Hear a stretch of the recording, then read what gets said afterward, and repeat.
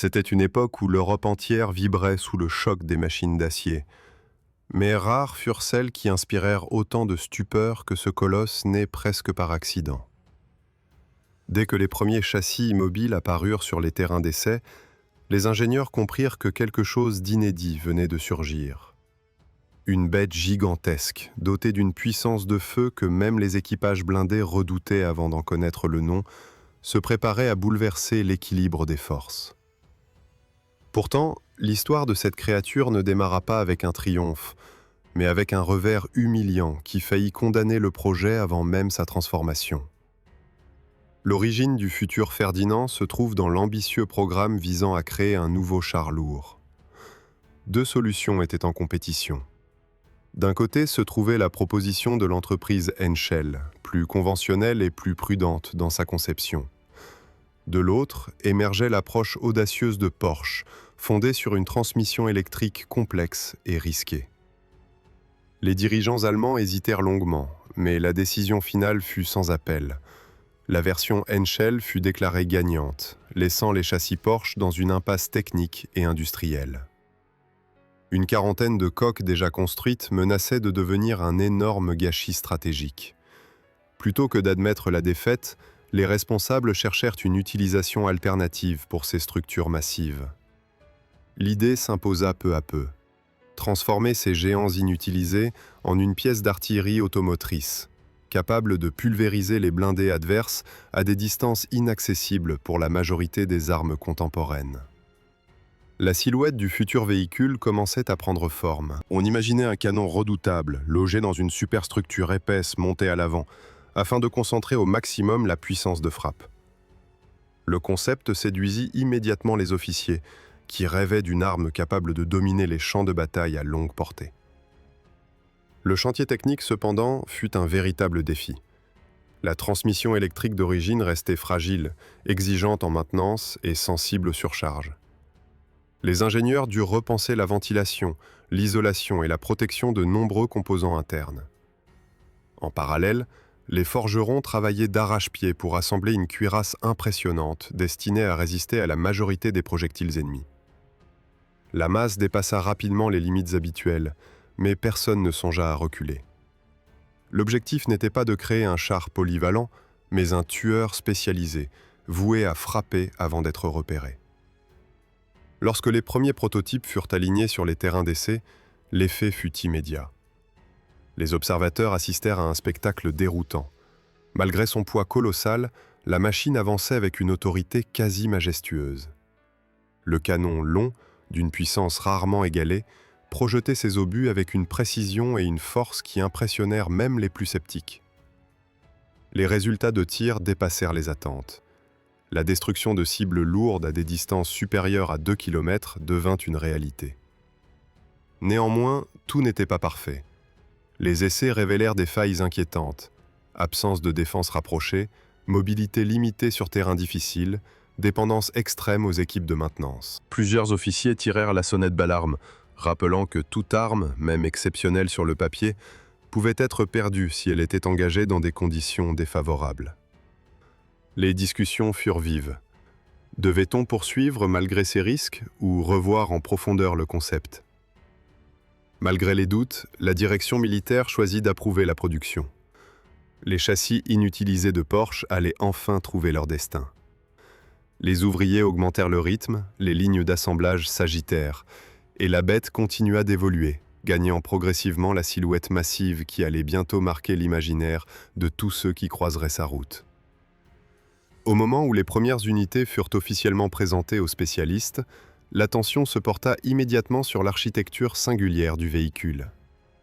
À la différence des blindés habituels, il ne s'agissait pas ici d'un compromis entre vitesse, maniabilité et puissance de feu.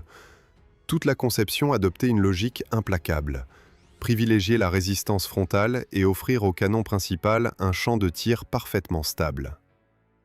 Pour y parvenir, les ingénieurs avaient fixé la superstructure à l'avant, comme un immense bloc angulaire recouvrant la partie supérieure du châssis.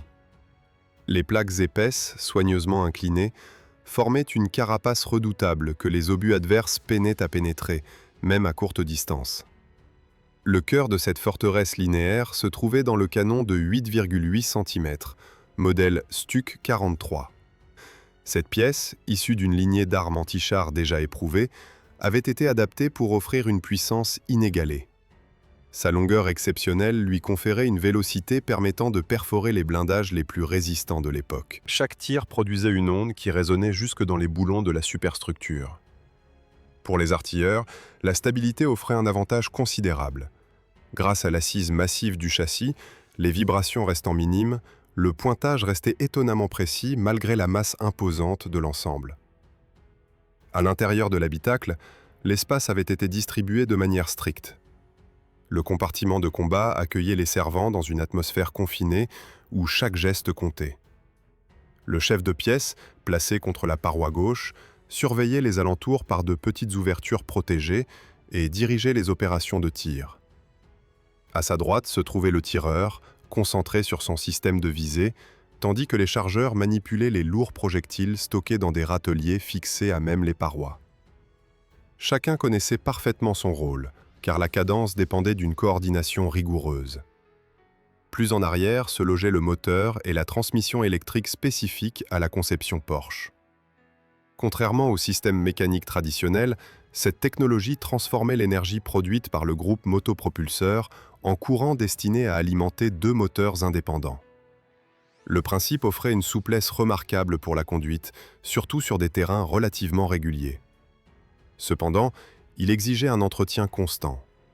Les câblages, les génératrices et les convertisseurs nécessitaient des interventions fréquentes afin d'éviter toute surchauffe susceptible de paralyser la machine au pire moment.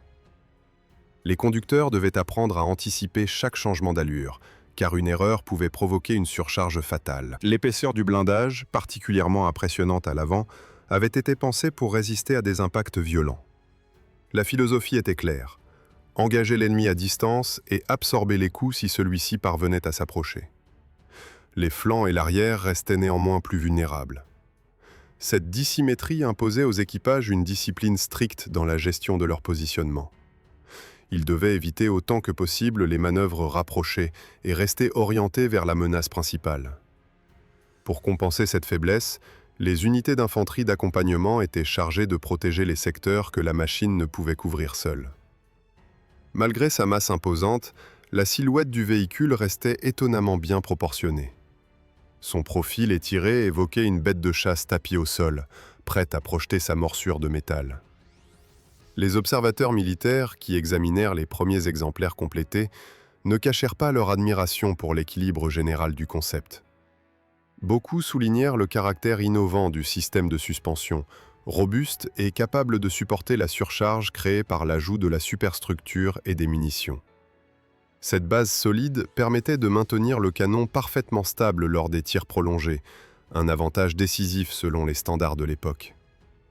Les premiers déploiements d'essais révélèrent des performances étonnantes en matière de tir lointain. Sur les plages d'essais, des épaves de chars placées à des distances supérieures à 2000 mètres furent transpercées avec une régularité impressionnante. Les équipes d'observation notaient soigneusement chaque résultat, confirmant que la combinaison du canon ultra puissant et de la masse du véhicule créait une plateforme d'artillerie d'une efficacité incomparable. Les militaires, conscients du potentiel stratégique, voyaient en cette machine un instrument capable de dominer les grandes plaines orientales. Pourtant, plusieurs limites se firent rapidement sentir. La lenteur en terrain boueux compliquait les manœuvres d'approche. Le poids considérable entraînait un enfoncement excessif sur les sols humides, augmentant le risque d'immobilisation. Les conducteurs devaient redoubler de prudence, car toute erreur pouvait laisser le mastodonte coincé. De plus, l'absence de défense rapprochée restait un problème sérieux. Les équipages n'avaient aucun moyen intégré pour repousser une attaque d'infanterie adverse, ce qui rendait indispensable la coopération avec les unités à pied. Les commandants de division comprirent donc que cette arme devait être utilisée dans un rôle précis, et non comme un char classique. Elle devait servir à briser les colonnes blindées ennemies, ouvrir des brèches à longue distance et couvrir les percées. De ce fait, les équipages reçurent des formations spécifiques centrées sur le tir en profondeur, la gestion de la distance et l'exploitation de la puissance redoutable du canon. Les hommes savaient qu'ils avaient entre leurs mains une machine exceptionnelle, mais également exigeante. Ainsi, quand on annonça que les premiers engagements réels approchaient, chacun prit conscience que la machine allait bientôt révéler tout son potentiel sur le champ de bataille. Les équipages se préparaient avec sérieux, sachant que les performances observées lors des essais ne seraient utiles que si la discipline, la coordination et la prudence accompagnaient chaque mouvement. Lorsque les équipages apprirent que leur première mission consisterait à participer à l'offensive prévue sur le saillant de Koursk, un mélange d'excitation et d'appréhension s'empara d'eux. Les plaines d'Ukraine constituaient un terrain parfait pour l'engagement à longue portée, mais chacun savait que l'adversaire préparait depuis des semaines un système de défense particulièrement dense. Les lignes de mines, les fossés anti-chars et l'artillerie enterrée promettaient un accueil redoutable. Les commandants décidèrent pourtant de miser sur l'allonge extraordinaire de leur nouvelle machine pour ouvrir la voie aux divisions blindées traditionnelles. Les premiers jours de juillet, les colonnes se mirent en mouvement dans une atmosphère d'orage. Les nuées de poussière soulevées par les véhicules plus légers annonçaient l'avancée d'une force considérable. Les équipages des puissants canons automoteurs avançaient avec prudence, conscients que leur rôle allait s'avérer décisif. En approchant des premières lignes défensives, l'on sentit immédiatement la tension monter. À peine les observateurs eurent-ils repéré les silhouettes adverses que les commandants ordonnèrent de préparer les pièces. Les tireurs ajustèrent leurs optiques face à des silhouettes lointaines. Le tir d'ouverture eut l'effet d'un séisme. Le souffle, puissant et sec, fit vibrer les parois de la superstructure, tandis que le projectile s'élançait dans une trajectoire parfaitement tendue. Quelques secondes plus tard, une colonne de fumée s'éleva derrière la crête opposée. Les rapports confirmèrent que la cible, un char lourd soviétique, avait été transpercé avant même d'avoir identifié la source de la menace. Cet exploit se répéta à plusieurs reprises dans la matinée. Les distances dépassaient souvent les 2000 mètres, mais la précision restait remarquable. Cependant, l'avancée cessa brutalement lorsqu'un grondement sourd se fit entendre sous plusieurs véhicules. La ligne de progression venait de toucher un champ de mines soigneusement dissimulé. Les explosions soulevèrent des gerbes de terre, secouant violemment les blindés. Plusieurs machines furent immobilisées, leurs suspensions arrachées ou leurs galets tordus par la déflagration. Les équipages tentèrent immédiatement de sécuriser la zone, mais chaque pas risquait de déclencher une nouvelle explosion. La progression devint chaotique. C'est dans ce moment de désordre que l'infanterie soviétique lança une contre-attaque soudaine. Les équipes d'assaut, camouflées dans les herbes hautes et les replis du terrain, profitèrent de la confusion pour s'approcher dangereusement. Privées de mitrailleuses intégrées, les machines lourdes se retrouvèrent incapables de repousser seuls les assaillants qui tentaient de contourner la zone frontale. Les équipages, confinés dans leurs compartiments, entendaient les impacts contre les flancs moins protégés, ce qui renforça l'urgence d'obtenir un appui rapide. Les unités d'accompagnement, composées de fantassins expérimentés, se précipitèrent pour combler les brèches. Leur intervention empêcha la destruction de plusieurs véhicules immobilisés. Pendant ce temps, les machines non touchées firent feu sans relâche. La puissance de leurs canons permit de briser les colonnes de blindés adverses qui tentaient de profiter de la confusion pour lancer une percée. Les obus perforants, tirés avec un rythme maîtrisé, neutralisaient char après char, rétablissant progressivement la situation. Au fil des heures, la bataille prit une intensité presque irréelle. Les paysages se transformaient en une succession de cratères et de carcasses fumantes. Les équipages opérant encore se rendaient compte que leur machine, malgré ses limites en combat rapproché, dominait la confrontation lorsqu'elle restait à distance. Certains tirs parvinrent à atteindre des cibles dissimulées derrière des pentes ou partiellement couvertes par des boisements clairsemés. La masse du véhicule assurait une stabilité qui permettait aux tireurs d'exploiter pleinement les capacités de leurs pièces. Mais la journée fut loin d'être un défilé de victoires. Les pertes matérielles s'accumulaient. Chaque véhicule immobilisé par une mine nécessitait des moyens de récupération difficiles à déployer sous le feu ennemi. Les mécaniciens tentaient parfois des réparations sommaires sur place, mais la plupart des machines gravement touchées devaient être abandonnées. Les équipages, souvent épuisés, assistaient avec frustration à la destruction de véhicules qu'ils avaient appris à maîtriser avec autant de rigueur. Malgré ces difficultés, les rapports de la première phase de l'offensive soulignèrent la capacité des puissantes machines à infliger des dégâts considérables aux forces blindées adverses. Les distances d'engagement atteintes surprirent même les analystes qui, pourtant, connaissaient la puissance théorique de la pièce. La machine s'avérait capable de bouleverser localement la situation dès qu'elle parvenait à se positionner en hauteur ou à trouver une ligne de tir dégagée. Les combats des jours suivants confirmèrent cette dualité. Tant que les véhicules restaient protégés par des patrouilles d'infanterie et qu'ils opéraient à longue distance, ils décimaient les attaques adverses. Mais dès qu'ils devaient affronter des obstacles rapprochés ou avancer dans des zones piégées, leur masse et leur absence de moyens défensifs intégrés devenaient des handicaps sérieux. Les équipages vivaient donc dans une tension constante, alternant entre moments de supériorité écrasante et phases d'impuissance dangereuse. Au terme de cette période intense, l'état-major comprit que la machine possédait une valeur stratégique immense, mais qu'elle avait impérativement besoin de modifications pour devenir réellement polyvalente. Les discussions sur une modernisation commencèrent presque immédiatement, alors même que les affrontements se poursuivaient sur d'autres points du front. Lorsque les unités furent retirées du saillant après les combats éprouvants du mois de juillet, les ateliers spécialisés reçurent l'ordre d'examiner chaque véhicule encore récupérable.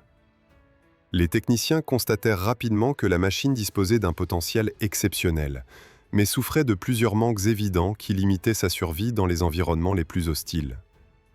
Cette prise de conscience déclencha une série de modifications de grande ampleur destinées à offrir une nouvelle vie à la redoutable plateforme de tir. La première transformation majeure concerna la protection rapprochée.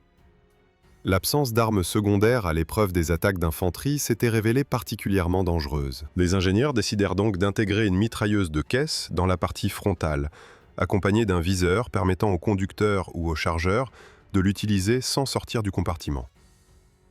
Ce simple ajout changea radicalement les possibilités de défense immédiate, offrant aux équipages un moyen fiable de repousser les assaillants tentant d'approcher par les angles morts. En parallèle, les responsables techniques reprirent entièrement la question de la fiabilité mécanique. Le système électrique, bien qu'ingénieux, avait montré ses limites lorsqu'il était soumis à un usage intensif sur des terrains irréguliers. Les contrôles révélèrent des défaillances dans les circuits, ainsi que des problèmes de refroidissement sous forte charge.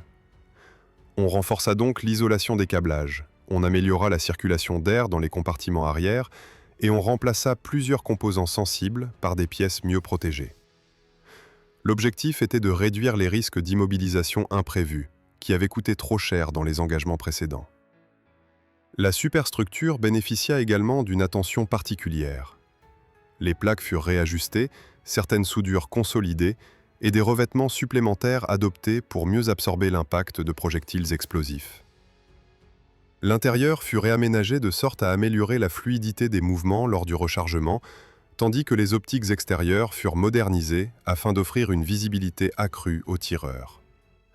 Ce dernier, autrefois limité par le champ étroit de sa lunette, gagna ainsi en précision lors des tirs rapides sur des cibles en mouvement. Cette série d'améliorations donna naissance à une nouvelle version baptisée Éléphant. Lorsque les premiers exemplaires modernisés sortirent des ateliers, les réactions furent particulièrement positives. L'arme conservait sa puissance phénoménale, mais disposait désormais de moyens supplémentaires pour survivre à des situations où la précédente configuration se révélait vulnérable. Les équipages, en retrouvant leurs machines transformées, constatèrent immédiatement que la ergonomie du poste de tir et la capacité de réaction rapprochée avaient été nettement améliorées. Peu après la remise en service, une décision stratégique importante fut prise. Une partie des machines modernisées devait être envoyée sur un théâtre radicalement différent des steppes orientales, l'Italie centrale. Les reliefs montagneux, les villages fortifiés et les vallées étroites exigeaient une adaptation immédiate de la tactique. Les équipages redoutaient ce nouvel environnement, car la machine avait été conçue pour exceller dans les grands espaces. Pourtant, l'état-major estimait que sa puissance de feu pouvait offrir un avantage décisif pour défendre les lignes. Lorsqu'ils arrivèrent aux abords de Rome et que les premières missions leur furent confiées, les hommes découvrirent un contexte totalement nouveau. Le terrain encaissé rendait difficile le choix de position offrant de longues lignes de tir. Les colonnes alliées, composées d'unités variées, avançaient prudemment mais constamment. La machine lourde, placée derrière des murets ou en retrait dans des vergers, parvenait cependant à exploiter chaque ouverture. Lorsqu'une colonne blindée tentait d'entrer dans une vallée étroite, un tir bien ajusté suffisait souvent à stopper instantanément l'élan ennemi. Les soldats rapportèrent que les obus antichars s'abattaient sur les pentes rocheuses avec une violence impressionnante, produisant des éclats qui ricochaient longuement entre les parois. Certains tirs parvinrent à atteindre des véhicules alliés, manœuvrant à des distances considérables malgré les courbes du terrain. Les commandants italiens se rappelleraient longtemps le bruit sourd du canon résonnant à travers les collines. Mais cette efficacité spectaculaire ne compensait pas les difficultés logistiques. Les routes étroites et sinueuses compliquaient les déplacements, et les ponts légers, interdisant le passage du colosse, forçaient parfois les équipages à emprunter des pistes improvisées.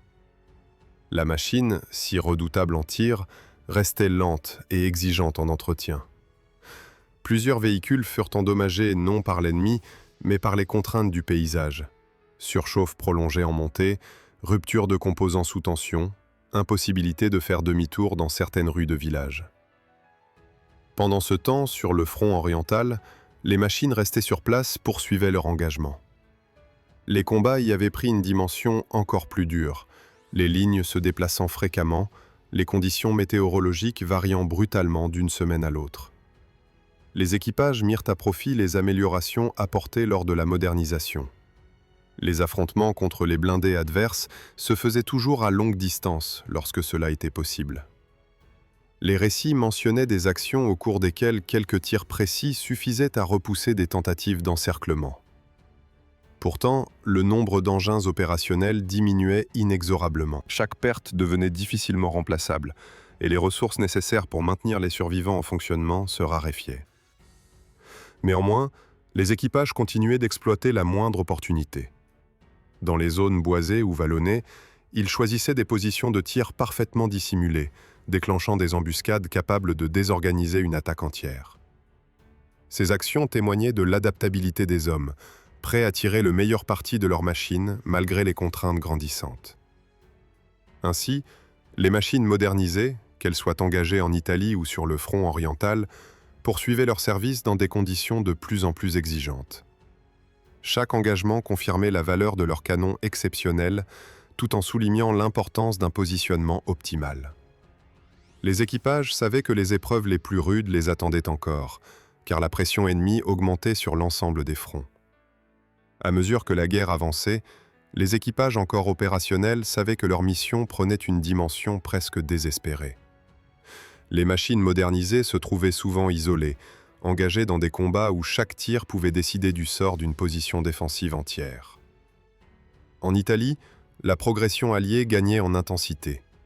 Les unités équipées des redoutables canons automoteurs reçurent l'ordre de tenir plusieurs axes menant à des carrefours stratégiques. Les reliefs escarpés forçaient les équipages à improviser constamment pour trouver des zones où le canon pouvait s'exprimer sans être exposé. Un jour de la fin de l'été, une colonne alliée tenta d'emprunter une route encaissée bordée de murs anciens. Les éclaireurs ennemis, confiants dans leur avance, progressaient sans imaginer que les hauteurs surplombant la vallée abritaient une machine massive, dissimulée sous un camouflage minutieux. Lorsque les premiers blindés pénétrèrent dans la zone de tir, le tireur ajusta patiemment son objectif. Le tir qui suivit embrasa la vallée d'un écho profond. Le premier véhicule explosa, bloquant immédiatement la progression de ceux qui le suivaient.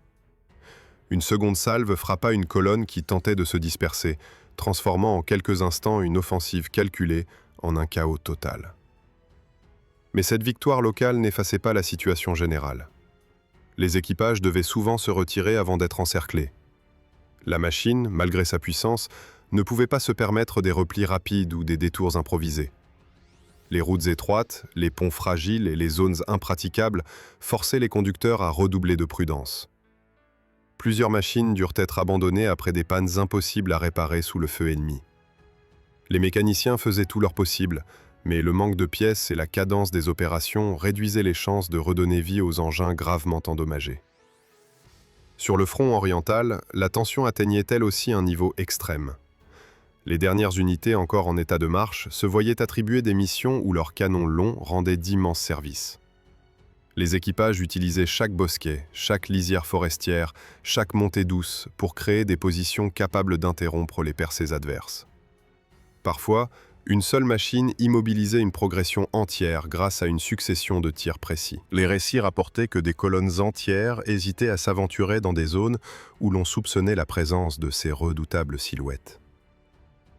L'un des épisodes les plus marquants eut lieu au cœur d'un vaste secteur rural où une unité isolée reçut l'ordre de ralentir une force blindée ennemie.